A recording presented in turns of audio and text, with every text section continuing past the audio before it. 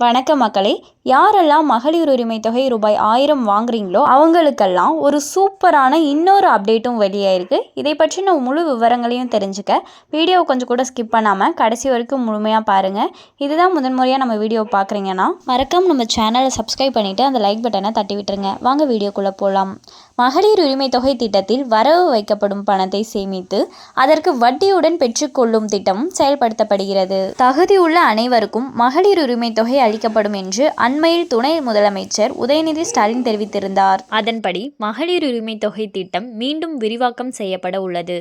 உள்ளாட்சி தேர்தலுக்கு முன்பாக தமிழ்நாட்டில் விரைவில் மகளிர் உரிமை தொகை திட்டம் மீண்டும் விரிவு செய்யப்படலாம் என்று கூறப்படுகிறது.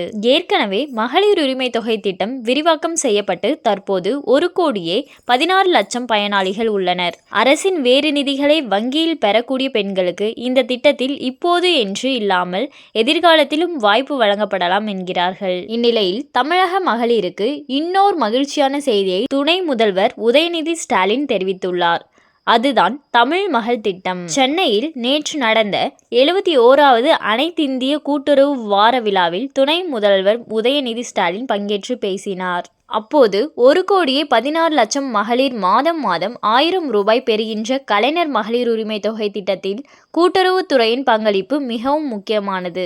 ஏனென்றால் கூட்டுறவு வங்கிகளின் வாயிலாக மட்டுமே 8,29,000 மகளிருக்கு ஒவ்வொரு மாதமும் 1000 ரூபாய் கலைஞர் மகளிர் உரிமை தொகை வழங்கப்படுகிறது. அது மட்டுமல்ல, மகளிர் உரிமை தொகை பணத்தை கொண்டு ரெக்வயரிங் டெபாசிட் செய்தால் வட்டியுடன் பணத்தை பெற்றுக்கொள்ளும் தமிழ் மகள் திட்டம் கூட்டுறவுத்துறை மூலம் செயல்படுத்தப்படுகிறது. மகளிர் உரிமை தொகையை ரெக்வயரிங் டெபாசிட் ஆக செலுத்தி அதன் மூலம் மகளிர் வட்டியை பெற்று குறிப்பிட்ட காலத்துக்கு பிறகு பெரிய அளவிலான தொகையாக பெறுவதற்கான தமிழ் மகள் எனும் திட்டத்தையும் கூட்டுறவுத்துறை செயல்படுத்தி வருகிறது.